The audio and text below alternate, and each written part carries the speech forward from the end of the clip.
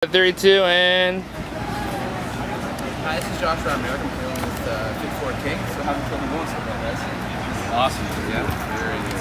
So you recently slayed Nothing. How's the response been to that record on the store so far? It's been really good. We obviously we're playing a couple of the songs on this tour, and people know the words of those almost just as much as the old ones. So we're trying to make the transition to get people to learn the new record, and we're really seeing the growth. What was one growth musically or even lyrically that you go back to listening now for Creation Destruction to the new record that you see that you guys have felt the biggest growth so far? I think guitar-wise, this guy knows about his guitar stuff, but it's a lot more complex.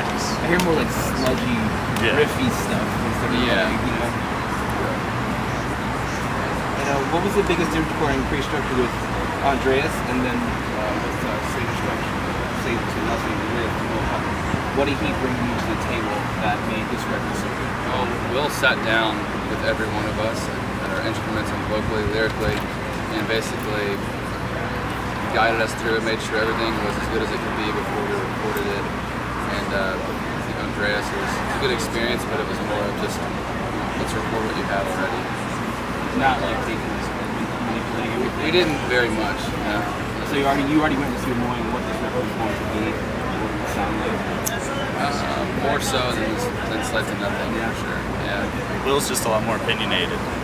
He'll tell us if he thinks a part sucks. How do you manage that as a band? Like this part sucks. I want to hear that. Yeah, we want to hear it too, because it's tough when you're writing a ton of songs. You know, like stuff starts sounding, or you're not sure if it's good or like I don't know. You can kind of tell if it's pretty good, but how many songs you write for this record compared to the last one? Was it more like you went in with like 30 strong? Or how many did you have? I think we went in with 13, 12 or 13 records. Just like a couple were written in the studio, 2 or 3, something like that. As a band that tours often, you find it easier to tour right on the road? You never tried. Oh, really? You tried, and you're just like, it's not happening right now. Just not a lot of free time to sit down and try to be creative. Too much talk. Tacos today, it was awesome. And I can tell like a sound like I can tell different growth of Band of Nothing. And the songs sound way more personal in regards to like a song like Forever Unbroken than compared to Selfish Eyes. Do you feel that juxtaposition is needed to create a timeless record? Going from you're not just going to be relentlessly punishing the record. You need to take time to slow it down. Yeah. Makes it easier to go all the way through the record. The ups and downs, the dynamics, definitely. It's easier to listen. It's definitely. Well, for me personally, I have a hard time just making it through one album, even if it's my favorite band. So I feel like it's really nice. Helps make it through.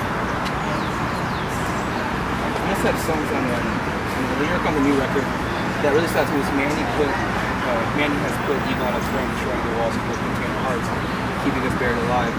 How do you first try to keep away from bringing society down the hole as you tour the world and see society better than a normal person would? It's pretty rough out there. Honestly, it's not as crazy as people think being on tour. There's not that much, I guess for me personally, that's distracted me or pulled me in. Or I guess it all depends on how you handle peer pressure. Oh, really? And there is a lot of it out there, but I think people just kind of do what they want these days. They set their own morals.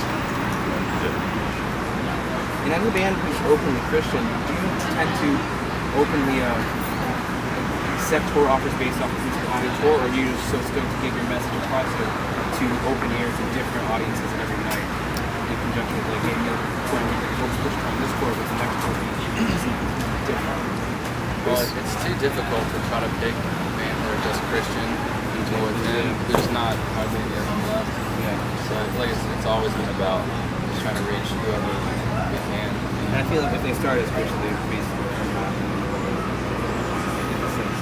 Oh, I know what you're saying, yeah, but we also don't want to play in front of the same people every night. Our genre is not coming to like necessarily worship. Kids aren't coming to like hold their hands up and do the whole church thing. Like it's just it is what it is. So like we're here to reach the kids who don't know anything about God, like don't know what it's like to have to I don't know, live like the lifestyle that we have and try to live for God still. And you find a hard balance to like, you know, find a definite balance of meaning with preaching on, not to preach on stage, but also to get your message out there to like let your music be heard without the music. Yeah, I think Ryan would do that. So What I've learned is if you're not a Christian and you're at a show, you don't really care at all about a band preaching. From my experience, 90, like on the For Today tour, the Christian kids were super pumped up when For Today preached, but people that weren't Christians, about 95% of them like turned their brain off during Maddie's preaching. Like just look the other way. It's like they just started respecting their band less, which is It's kind of in the same regard as like if someone was just walking down the street with friends and then just whatever person decides to go up to them and talking about something, not even religious or whatever, just talking to something without talking about something that they just do not care about at all. Yeah. And you're like, why are you saying this to me?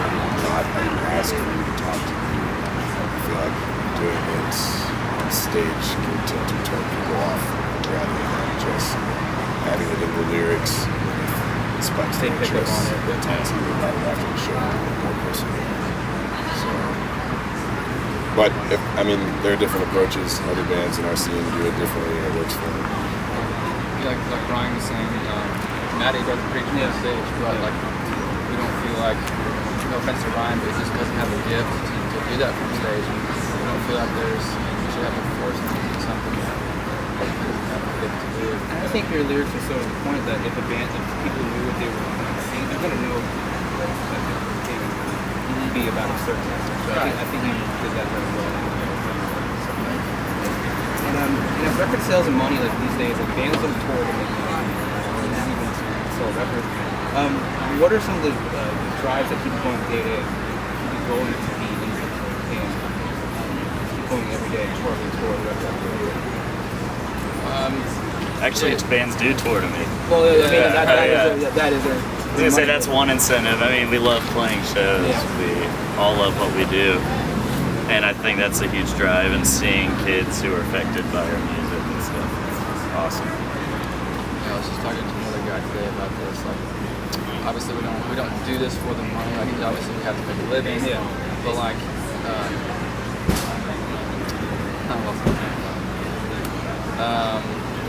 yeah, but the bigger our band has gotten, obviously there's more money and more that comes along with it. So that helps. That helps mentally. Like, you know, like people like your band. Like that. I feel like that's a real big part of it. Didn't your last record set a record for Solid State's debut? It was like 300 first week. Yeah, it was a record for the highest selling freshman album. Yeah. Do you feel pressure going into your next record being like how to be top of this? Yeah, I don't know where Sleds of Nothing stood in that, but I mean, it's like did like 100,000 on their third record, so not expecting to be that. that whole thing, man. I mean, record sales go up and down, they come and go. In 2014, only one artist in the entire country went platinum first week, and that's Taylor Swift. So to compare a band that's putting out an album in 2015 to 2016 to 2003. I mean, with the way the music industry is going, 2006 could be like every artist was selling. You never know with the way the music industry is changing, with the way record sales are growing, and the way records are sold. You know? Yeah, so we're not trying to beat anything. But not pressure from the fans because so many people heard that record, so they expect something creatively wise to be like, you have to talk about. Yeah, we just wanted to see growth. We didn't care about the numbers. Just as long as there was progress, everyone was happy. Is there one song in here that was the hardest to record and actually competition at all?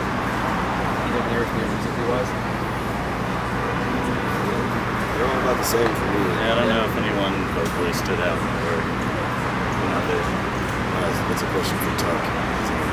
I'm sure. Just for me playing drums, it was Sleds of Nothing. Yeah. I've never like blasted it or anything before. Yeah, I heard that. It was brought on reading records. Yeah. Did you have to train for that or anything, or just like? I've never done the whole Euro blast thing. Yeah. So I don't. not very good. Are you still like getting used to it? No, I can live? play it now. Yeah. But like, never been interested in If playing. someone's like, you should play Blast Beats right now. I mean, Bob had it in the pre-production. Yeah. I was just like, I want to do this, but everyone was stoked on it. So Yeah. It's a cool part. It is. It's a cool part. And if the band were to end tomorrow, what would be the best thing that you would take away from this band? The places we've been and the people we've met. Because that's just stuff you don't forget. What was it like the biggest show you feel like, wow, we made it here? That's insane. I think South by So What last year was one of the coolest shows. Yeah, I mean, Yeah. it was one of those days. It was weird because as soon as you said, Well, you're from Texas, right? So it had to it, be it was in our hometown. Yeah, so it had to be like, well, yeah, this is it. Mhm. Yeah. I was gonna say though that one of the coolest things we got to do was we were in Australia. Bob and I climbed down this cliff, like swimming in the ocean. Like that whole experience to me was like crazy. Yeah, we were kind of in like an uncharted area. We weren't supposed to be where we were, basically, but That's where Keith Bobby says, my body. You would say that. Yeah. And so what does the rest of this year hold? Is this touring relentlessly on this record, or are you planning to follow it up as soon as possible? Well, actually, we're playing South by So What again this year. So hopefully, it's as awesome as it was last year. But we're playing Warp Tour. So Oh, yeah. On a good stage? yeah, Yeah. And an awesome day. Right? Thank you so much for your time here today, man. Thanks for having Thank you. us. Thank appreciate you. it. Josh from America. Thank you very much.